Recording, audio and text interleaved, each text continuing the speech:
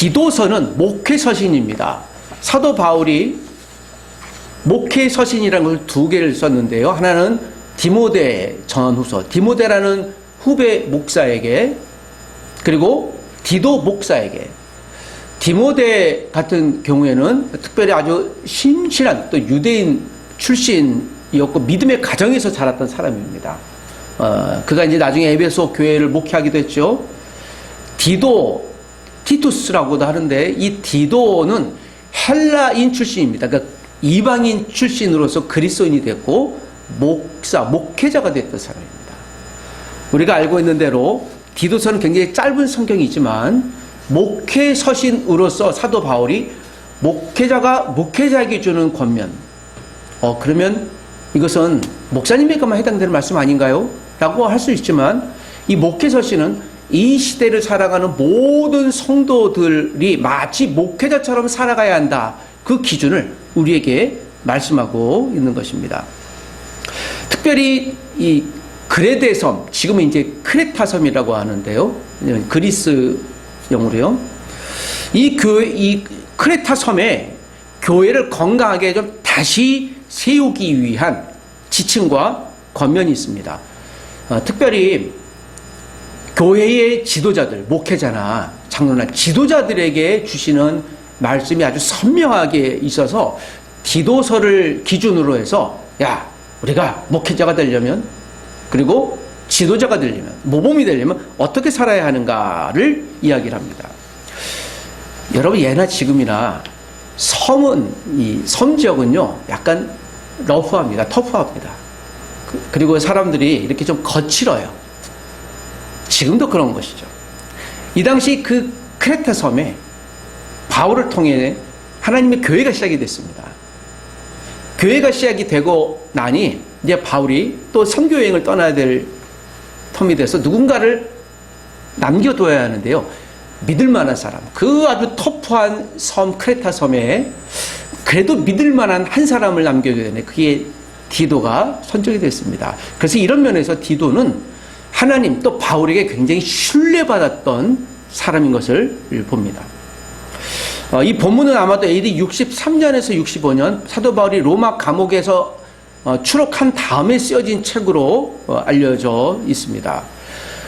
바울이 이 크레타 섬에 디도를 남긴 것은요, 다른 섬도 마찬가지인데요. 에베소나 고린도 이런 것도 마찬가지지만 섬이라고 하는 특별한 지역, 그리고 이렇게 거친 사람들, 이들에게 과연 교회는 또 목회자는 우리 성도는 어떤 기준으로 반짝반짝 빛날 수 있을까? 이것을 말씀하고 있는 것입니다. 여러분은 세상의 빛과 소금인 줄 믿습니다. 여러분 얼굴에서 마치 쳐다보지 못할 정도의 반짝반짝 빛나는 밝은 빛이 빛나고 있는 줄 믿습니다. 확인해 봅시다. 자, 옆에 사람을 보면서 당신의 얼굴이 너무 밝게 빛납니다. 시작. 당신의 얼굴이 너무 밝게 빛납니다. 와, 반짝반짝반짝거리네요. 너무 아름다우시고 화장빨이 아니라 여러분 있는 그대로 참 멋있는 모습인 줄 믿습니다. 이것을 우리가 빛과 소금이라고 합니다. 자, 우리는 빛과 소금의 존재 가치를 갖고 있어야 될 줄 믿습니다. 자, 오늘 본문 바울이 디도에게 맡긴 두 가지 사명이 있습니다. 디도 한 사람, 또 디도가 목회하는 교회, 이 크레타 교회를 통해서 그들이 크레타 섬 전체에 있는 불신자들에게 어떠한 모범이 될 것인가. 두 가지 메시지인데요. 첫 번째는 교회 조직을 다시 잘 정비해서 장로, 그러니까 감독들을 세워라.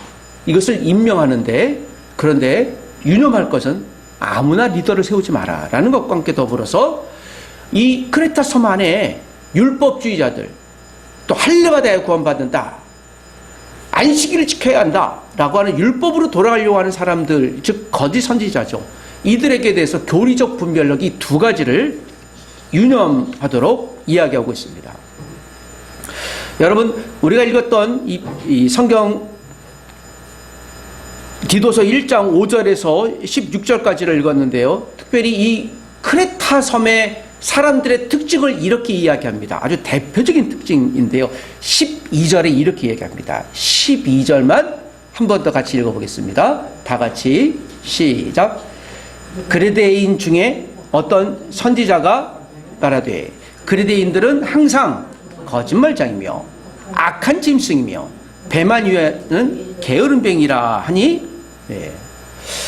어떤 선지자, 이 사람은 역사적으로 역사가 시인으로 글을 잘 쓰는 에피메니데스라는 사람으로 알려 있습니다. 그 역사가니까는 정확한 것을 기록했겠죠. 그래서 그레데 사람들의 특징 하면요 무엇이라고요? 거짓말도 언제 해요? 일상적으로 거짓말해요. 그리고 악한 짐승이다. 배만 위하는 게으름뱅이다. 이 크레타 섬에 있었던 남성들은 이 당시 아주 용맹한 싸움꾼, 글래디에이터로 유명했는데요. 그 로마에서 용병을 모집할 때 크레타 섬에 있는 남자들을 우선순위로 뽑았습니다. 싸움 정말 잘해요. 그 섬 사람이니까 그런지 모르겠습니다. 그래서 싸움을 잘하는 만큼 이들은 술도 잘 먹고 그리고 음란하고 싸움 일을 잘해요. 그러니까 거짓말도 잘해요. 이 두 가지 특징이 있습니다. 여러분, 고린도인들의 특징은 뭐예요? 그 당시에 말 잘하는 것과 코린티안, 고린도 사람 그러면 두 가지입니다. 말 잘하는 것과 음란하다. 이 두 가지가 대명사인 것처럼 야 크레타톤 사람 출신이야 그러면 그 거짓말쟁이들 이라고 하는 평가를 역사적으로도 받을 만큼 이들은요 거짓이 일상화됐습니다. 여러분 요새 우리가 심각하게 거짓말하는 사람들을 무슨 쟁이라고 그래요? 뻥쟁이라고 하죠. 말만 하면 진짜가 아니라 가짜. 그러니 여러분 기준이 무엇이겠습니까? 우리 여기 광운대학교 옆에 후문 옆에 지금 이제 청년주택이라는 거 들어왔는데 원래 10월 달에 입주해야 되는데 아직도 입주를 안 했어요. 그래서 제가 여기 왜 입주를 안 하지? 라고 물어보니까요. 여러분 이 청년주택이 생각했던 것보다 비싸기도 하고 얼마 전에 이 이슈 때문에 이 이슈가 있었죠. 어떤 이슈? 전세 사기. 요즘에 부동산에서 뭔가를 하려면요. 이거 집이 진짜 주인이 맞아요? 이거 뭐 대출 없어요? 이런 두려움이 우리가 온대요. 이게 여러분 몇 년 사이에 갑자기 이렇게 늘었습니다. 한국 사회가 굉장히 빠른 것 중에 하나가 이런 것들, 좋지 않은 것들을 너무 빨리. 이런 전세 사기가 있으니까 이제 거기 입주하는 사람들이 이제 없는 거예요. 그러니까 이게 지금 큰 문제가 생기는 것 같습니다. 이 시대는요, 사실 여러분 꼭 서울뿐만 아니라 모든 사람이 사는 시대는 이처럼 정직하지 못한 것들이 많이 있는 것 같아요. 이 한국 사회도 마찬가지. 꼭 한국뿐이겠습니까? 그렇다고 해서 이 사회 자체가 악덩어리는 아니지만 늘 이렇게 불편한 것들. 또 여러분 캄보디아나 또 여기 베트남이나 또 태국이나 이런 데서 요새 우리가 이 보이스피싱 있지 않습니까? 뭐 중국도 있고요. 한국, 인도, 남미 이런 게 없는 게 없어요. 그러니까 전 세계적으로 다 비슷합니다. 자, 이럴 때 과연 교회는 어떠한 교회, 어떻게 존재해야 되는가요? 오늘 이 디도서는 1장 6절에서 9절까지의 사도 바울이 목회자로서 디도에게 주시는 메시지는 이것입니다. 흠없는 인격의 본보기로 존재하라. 자, 같이 우리 앞에 제가 여러분들을 위해서 좀 주제를 적어놨는데 한번 다 같이 읽어보겠습니다. 시작. 흠없는 인격으로 본보기로 존재해야 합니다. 자, 이것이 오늘 1장 1절에서 6절까지의 사도 바울이 하는 메시지입니다. 특별히 여러분 1장 5절에 보니까 내가 너를 바울이 디도를 크레타 섬에 남겨둔 이유가 있어요. 그것은 무엇입니까? 남은 일을 정리하고 라고 얘기를 해요. 그러니까 이 남은 일이 무엇이냐? 내가 명한 대로 각 성의 장로들을 세우게 하려 함이라. 그래서 리더, 지도자를 세우는 일을 바울이 다른 일들 때문에 못한 것 같아요. 여러분, 지도자를 누군가 세우려면 그 지도자, 즉 최고의 권위 있는 자를 세우기 위해서는 모든 사람에 잘 알아야 되지 않습니까? 아, 이 사람은 지도자가 될 만해. 여러분 혹시 결혼하시려고 하시는데 혹시 한 번 만나고 결혼한 사람 본 적 있습니까? 결혼하려면 그래도 우리가 한 어느 정도 사귀는 기간이 있어야 돼요? 1년. 네. 보통은 그냥 계절 한 번을 한번 돌아봐야 한다. 제가 청년이었을 때 결혼하려면 여성들은 꼭 남자친구하고 산에 올라가 봐라. 등산을 해라. 등산하다가 손 안 잡아주고 혼자 삥 올라가면 그 사람 끝이야. 라고 하는 이야기를 들어요. 왜요? 그러니까 배려해주고 그래야 한다는 거죠. 예. 사실 산에 올라가면 안 타는 사람도 얼마나 힘든데, 그러니까 이제 그런 걸 배려라고 하는 관점이 80년대에서는 한국 남자들에게 갖춰야 할 기준이었던 것 같아요. 요새는 이 젊은 남성들이 체력이 약해갖고 이제 반대로 여성들이 끌어주는 사람들, 이제는 그렇진 않죠.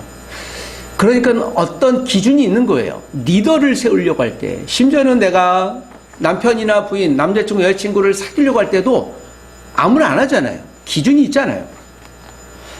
한 교회를 특별히 세우는데 그 지도자를 세우려면 지도자는 이거예요. 아무나 세워서는 안 된다라는 거예요. 리더십은 아무나 해서는 안 된다. 왜 그럴까요? 왜 그럴까요? 여러분, 지도자 한 사람을 잘못 세우면 그 공동체가 망합니다. 한 배를 움직이는 선장이 미숙하면 배가 좌초돼요. 배가 가라앉습니다. 그러니까 다 죽어요. 자기만. 이 교회라고 하는 배도 마찬가지예요. 그 기준을 6, 7, 8, 9절에 우리가 읽었지만 이렇게 얘기합니다. 자, 우리 6절 한번 읽어보십시다. 그 기준을 이렇게 합니다. 1장 6절 시작. 책망할 것이 없고 한 아내의 남편이며 방탕하다는 비난을 받거나 불순종하는 일이 없는 믿는 자녀를 둔 자라는 기준을 아예 못 박아두고 있습니다. 왜 그럴까요? 크레타 섬의 특징을 좀 더 이야기하고 있는 거예요. 여러분, 크레타 섬에 있는 사람들은 한 아내의 남편이 아니라 이 사람들은 부인이 여럿 있었고요. 그리고 방탕하다는 비난을 받거나 늘 그냥 일상에서 방탕했다고 그러잖아요. 크레타 섬 사람들이. 그걸 비난을 받거나 불순종하는 일이 없는 어떤 자녀요? 믿는 자녀를 둬야 할지니라. 이것은 무엇입니까?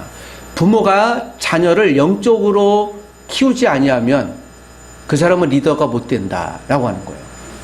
즉 부모가 자녀를 믿음으로 잘 양육하고 키우지 않으면 좀 정직한 얘기로 그 지도 자삭이 없다라는 거예요. 굉장히 사실 무거운 이야기인 것이죠. 제가 아는 어떤 장로님이 계신데 그 장로님이 기도 제목이 두 딸이 교회 나오는 거예요. 예. 본인 혼자 예수 잘 믿고 장로가 되다 보니 저한테 목사님 우리 딸 둘이 교회를 나와야 되는데 한 번은 전도 집회 때 둘째 딸이 교회 가졌다고 교회를 갔더니 너무 좋아해서 그런데 그 다음 주에 또 안 나왔어요. 참 힘드네요. 왜 그럴까요?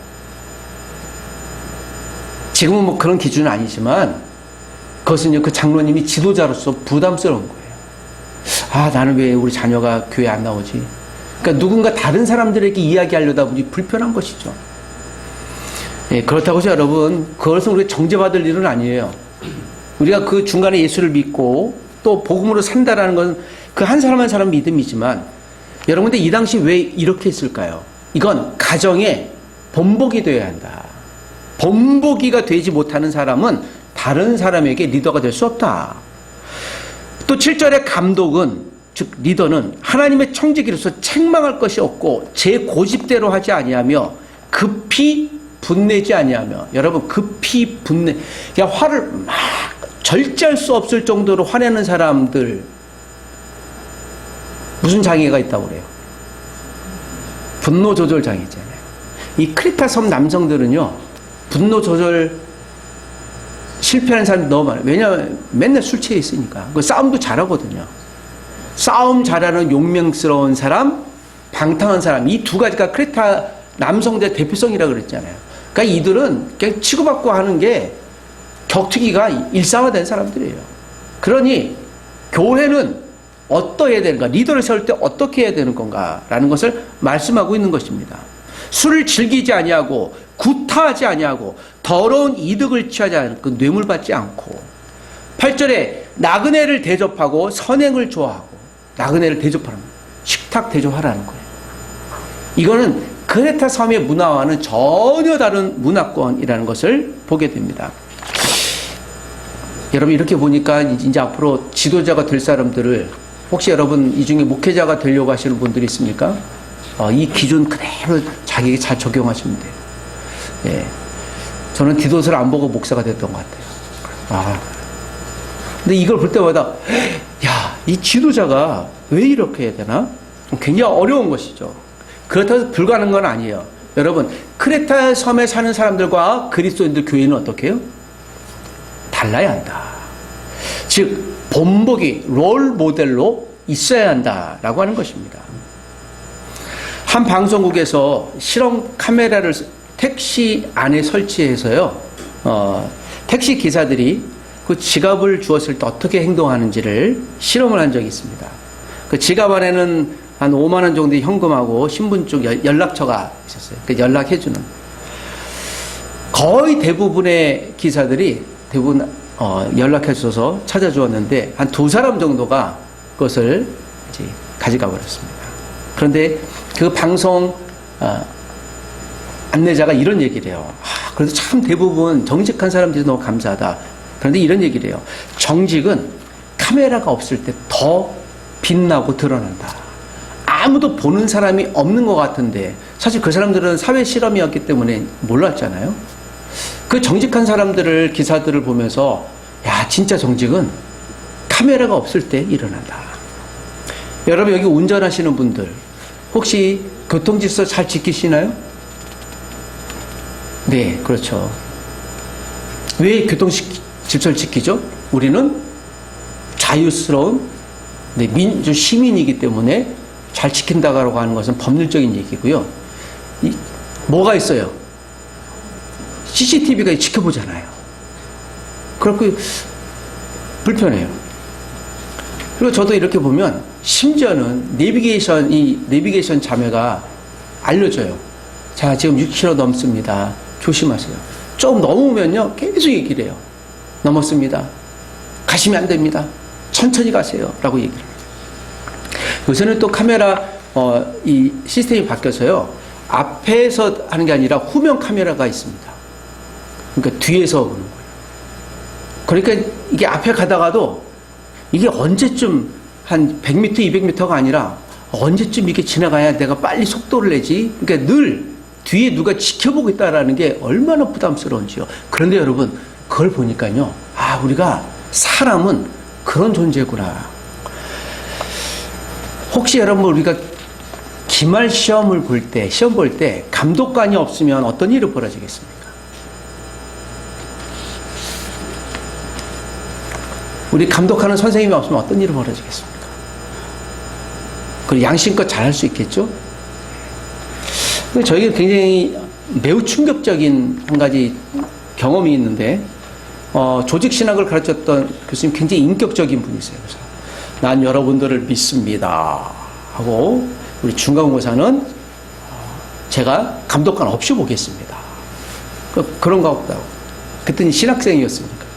근데 대부분의 사람들이, 저도 그렇고 이렇게 보고 있는데, 글쎄 뒤에 있는 우리 동료 학생이 저보고 그래요. 저 전도사님 이거 좀 알려주세요. 이거 답이 뭐예요? 그래서 이 사람 뭐야? 모른 척했죠. 나중에 보니까 이분이 아주 책을 꺼놓고 아주 그냥 열심히 배웠어요.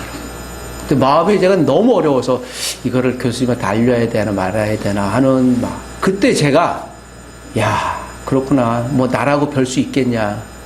모든 사람은요 지켜보는 거룩한 CCTV가 없으면 다 죄를 지려고 하는 거예요. 그러니까 이거는요 우리 보편적인 죄성입니다. 저는 완벽해요. 나는 퍼펙트합니다. 그 거짓말입니다. 그런데 여러분, 그럼에도 이 시대에 교회는, 즉 지도자는 달라야 한다는 것을 보여주는 거예요. 물론 실수할 수 있겠죠. 우리가 실패할 수도 있어요.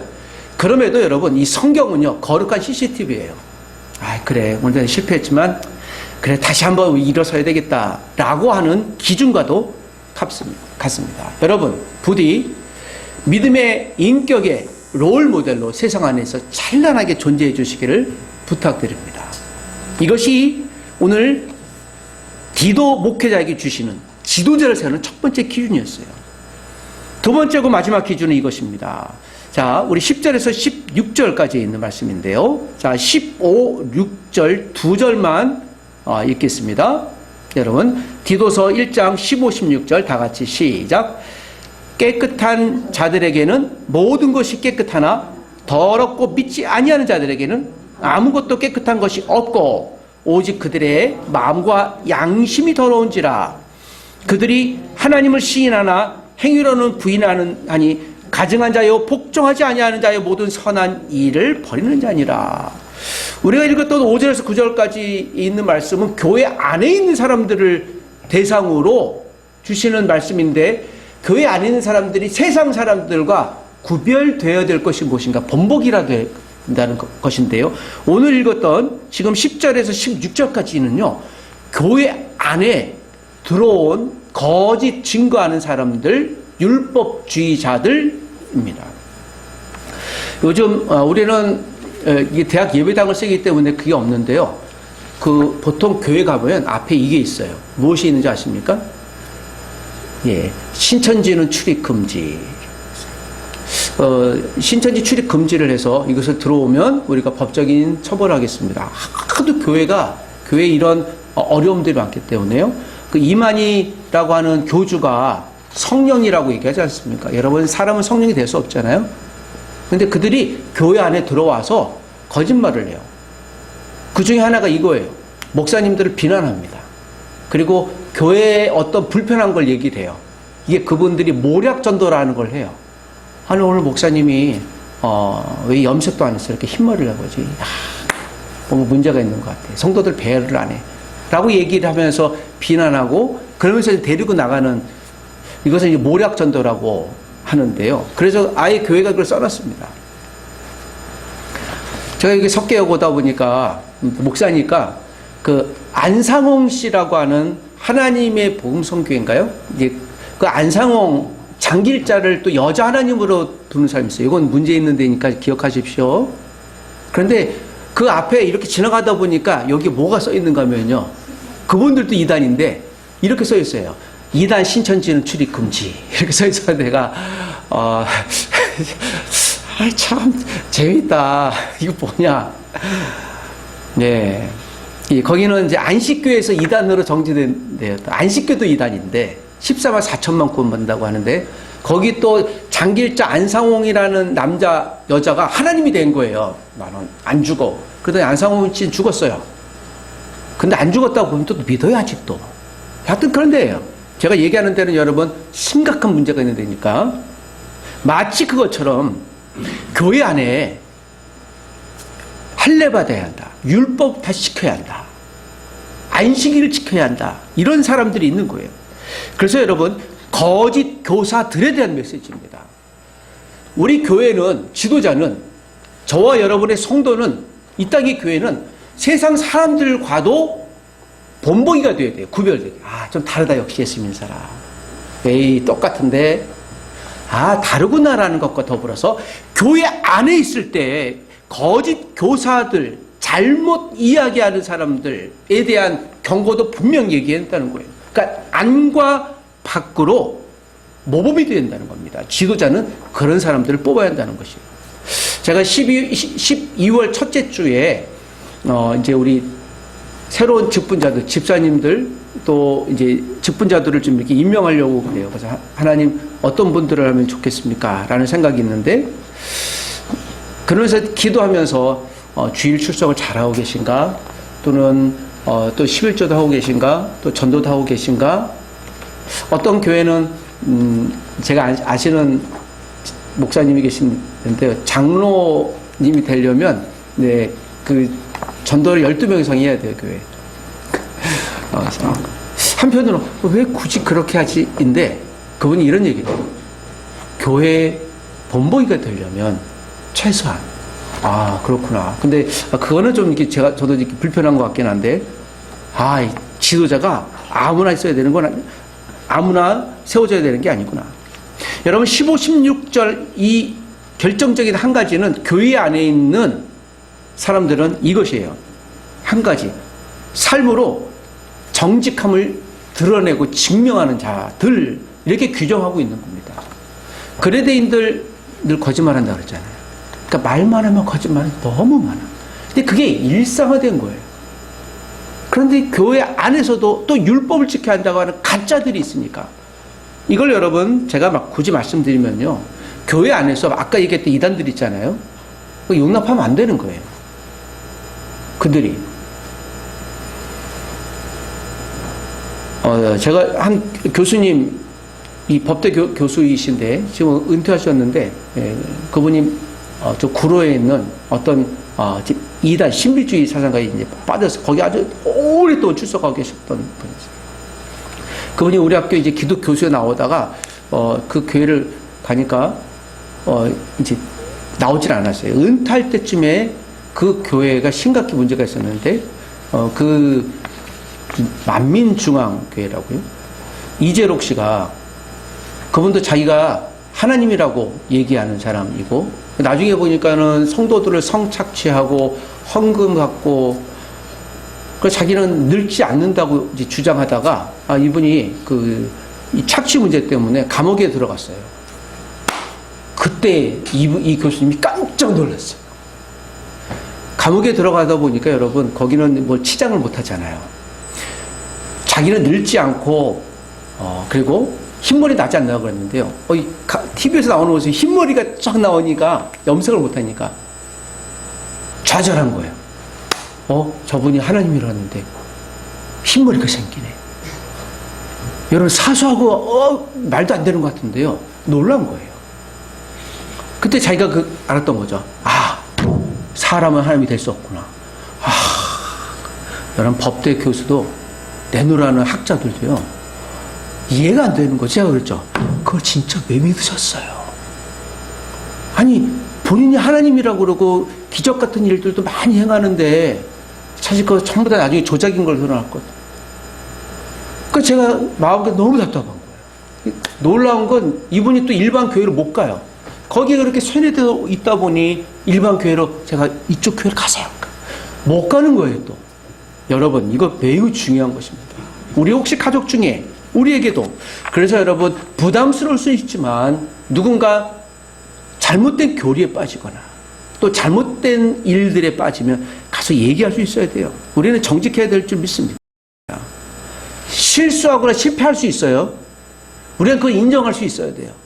그렇지만 성경이 말하고 있는 바에 따라서 우리가 그렇게 살아야 되는 것입니다. 어떠한 건물을 청소하시는 분하고 이렇게 인터뷰를 했습니다. 이렇게 청소하시는데 얼마나 수고 많으세요 하는데요. 그분이 교회 다니시는 분이었던 것 같아요. 저는요, 네. 하나님이 내게 주신 좋은 직장이고, 내가 이 교회를 청소하는 마음으로 청소합니다. 문득, 그렇구나.